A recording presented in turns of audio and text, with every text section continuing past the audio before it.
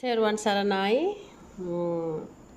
මගේ අලුත් නාලිකාව YouTube නාලිකාව සුපානිකා vlog ඔබව මම ආදරයෙන් සාදරයෙන් පිළිගන්නවා. අපි ජීවිතේ කඩා වැටෙන මිනිස්සු. අපි ජීවිතේ ඉනිමගේ නගින්න ගහක නගින්න දැනගත්තට ගහකින් ඉනිමගකින් බහින්න දන්නේ. ඒ බැස්සොත් තමයි අපිට ආයි උඩට යන්න පුළුවන් වෙන්නේ නේද? හරියට නගින්නයි බහින්නයි ජීවිතේ උඩට ඉස්සරහට ඒ කියන්නේ අපි දියුණුවට ගිහිල්ලා ඒ දියුණුවෙන් එකපාරට පල්ලෙහාට වැටෙනකොට අපි හිතනවා අපි ඇත්තටම පල්ලෙහාට වැටුණා කියලා. නෑ, අපි පල්ලෙහාට වැටිලම ඉන්නේ. අපි පල්ලෙහාට වැටුනේ කොහොමද? ජීවිතේ ලොකුවට උඩට ගිහිල්ලා ජීවිතේ පල්ලෙහාට වැටුනේ කොහොමද? කොත්තනින්ද වැටුනේ හේතුව? හොයාගත්තනම් අපිට ආයි එතනින්ම ඉඳගෙන නැගිටින්න පුළුවන්. මෙන්න මේ ගැන තමයි මම සාකච්ඡා කරන්නේ. ඒතර ජීවිතය වැටෙන්න තරම් ඉනිමගෙන් බිමට වැටෙන්න තරම් අපිට හේතුන සාධක තියෙනවා. මොකද්ද මේ සාධකේ? අපිට හේතු වෙන සාධක තියෙනවා. එතන මේකට බලපාන සාධක මොනවද කියන තැන අපි හිතන්න ඕනේ. යම්කිසි කෙනෙක්ගෙන් ගනුදෙනුවක්, යම්කිසි අතකින් අපි ගනුදෙනුවක් කරගන්නවා නම්, විශේෂයෙන්ම ගනුදෙනු කරුවෝ කියලා අපි කියනවා. නේද? යම්කිසි කෙනෙක්ගෙන් අපි මුදල් ගනුදෙනුවක් කරගන්නවා නම් එක්කෝ රැකියාව කරන තැන වෙන්න පුළුවන්, එක්කෝ අපේ අවශ්‍යතාවයකට කාගේ හරි අපි මිල මුදලක් අපි තව කෙනෙක්ගේ අතින් ගන්නවා වෙන්න පුළුවන්. සමහර අයගේ අතින් මිල මුදල් අතට ගත්තට පස්සේ වෙච්ච දෙයක් නැති වෙනවා නේද? සමහර අයගේ අතින් ගත්තාම පොඩි මුදලක් වුණත් ගොඩාක් දේවල් කරගත්ත බවක් අපිට දැනෙනවා. ඒතර මේ හොඳ හිත තියෙන මිනිසුත් එක්ක තමයි අපි හැම වෙලෙම ගනුදෙනු කරන්න ඕනේ. හොඳ හිත තියෙන මිනිසුත් එක්ක අපි ගනුදෙනු කරන්න ඕනේ. නැත්තම් මේ අපේ කාර්ය බහුල ජීවිතයත් එක්ක අපිට තේරුම් ගන්න බෑ අපිට මොකද්ද මේ වෙන්න යන්නේ කියලා. උනාට පස්සේනේ අපි කල්පනා කරලා බලන්නේ. ඉතින් එන්න ආදායම් මාර්ගය බිමට වැටෙන මිනිස්සු ඉන්නවා. එන්න ආදායම් මාර්ගයේ පල්ලෙහාට වැටෙන මිනිස්සු ඉන්නවා.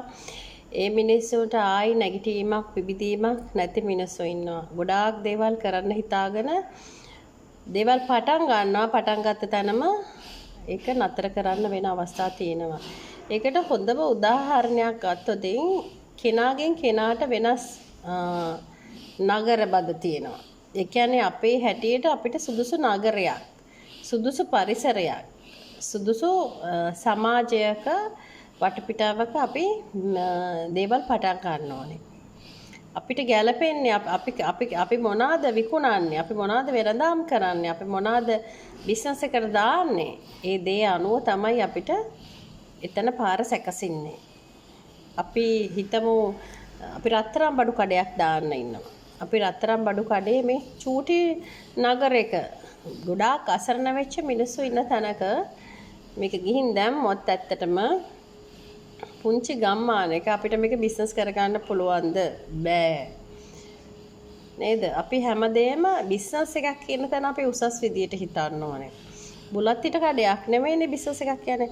බුලත් ඊට කන තැන තමයි බුලත් ඊට විකුණන්න ඕන නේද?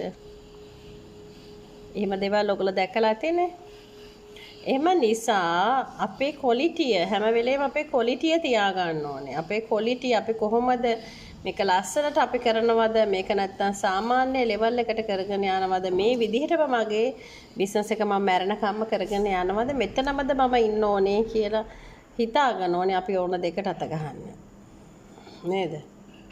ලේසු විකුණන මනුස්සයා, සර්වියට් විකුණන මනුස්සයා, තුවා විකුණන මනුස්සයා හැමදාම මැරෙනකම් මේ ටිකම විතරයි කරන්නේ. එයා කවදාකවත් බිල්ඩින් එකක් කුලියට අරගෙන බිල්ඩින් එකක් හදාගෙන ලස්සනට එයා ඒක කරන්න හිතන්නේ නැහැ. ඒ හිතන්නේ නැති තාක්කල් එයා එතනම පාර ආයින්නම ඉටිකොලේ දදා එතනම ඉටිකොලේ වහ වැස්සට આવුවට එයා ඒක කරගෙන යනවා.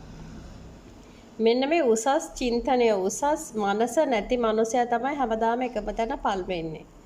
එකම තැන ජීවිතේ ගත කරන්නේ. ඉතින් මම මේකට කියන්නේ උදාහරණත් එක්ක මොකද ජීවිතයක් සැපවත් වෙන්නේ බලවත් වෙන්නේ අපි හිතන පතන අපි පටන් ගන්න ආරම්භ කරන විදිය අනුව ওই සාමාන්‍ය බිස්නස් කරන තැන්වල අපි කතා කරනවා මේ සමහර තැන් මම දැකලා තිනවා පාළුවට ගිහිල්ලා මිනිස්සු එන්නේ නැහැ. ඒ ස්ථානවලට මිනිස්සු එන්නේ නැහැ. ඇත්තටම ලොකුවට ඒගොල්ලෝ පටන් ගන්නවා පුළුවන් තරම් ඒගොල්ලෝ සල්ලි වීදම් කරනවා මිනිස්සු ජනා කීර්ණ තනක් වුණත් මිනිස්සු එතනට එන්නේ නැහැ. එතනට එන්න කැමති නැහැ. එතන නිකන් දකින්න කවුරුත් නැහැ. අපෝ එතන සෙනග නැහැ. අපෝ එතන වේලි ඉන්න තැනක් කියලා එතනට යන්න හිතෙන්නෙත් නැහැ. එහෙම එකක් තියෙන්නේ. ඉතින් ඒවට තමන්ගේ ඕරෑකත් බලපානවා. විශේෂයෙන්ම තමන්ගේ ඕරෑක බලපානවා. තමන්ගේ ආකර්ෂණය බලපානවා. තමන්ට ඕන කෙනෙක් අද්දලා ගන්න පුළුවන් ආකර්ෂණයක් තියෙන්න ඕනේ. මේක තීන්ත ටික කොච්චර ලස්සනට ගෑවත් කඩේ වීදම් කරලා ලස්සනට හදුවත් වැඩක් නැහැ. තමන් ආකර්ෂණය වෙන විදිහට ඉන්න ඕනේ.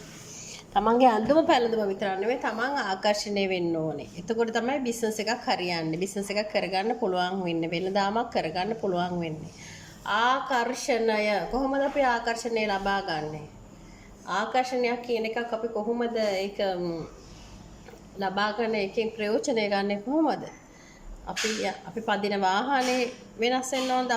අපි අඳින ඇඳුම වෙනස් වෙන්න ඕනද? අපි කතා කරන විලාසය වෙනස් වෙන්න ඕනද? නේ පෞරුෂවය ඔකට කියන්නේ පෞරුෂවය කියලානේ. ගෑනු කෙනෙක් වුණත් කාන්තාවක් වුණත් පිරිමි කෙනෙක් වුණත් පෞරුෂවය රැකගෙන පෞරුෂවය හදාගෙන ඉලක්කයක් තියාගෙන පෞරුෂවය ගොඩනගාගෙන යන එක තමයි හරියන්නේ නේද? ඒකේ වෙන්නා වූ වටපිටාව සාමාන්‍යයෙන් මම දැකලා තියෙනවා මම අහලා තියෙනවා මේ බිස්නස් කරන අය කතරගම දෙවියන්ගේ අඩවියට යනවා අවුරුද්දකට සැරයක්වත්. ඒගොල්ලෝ කතරගම දේවතාවුන් වහන්සේත් එක්ක ලොකු ගනුදෙනුවක් කරනවා.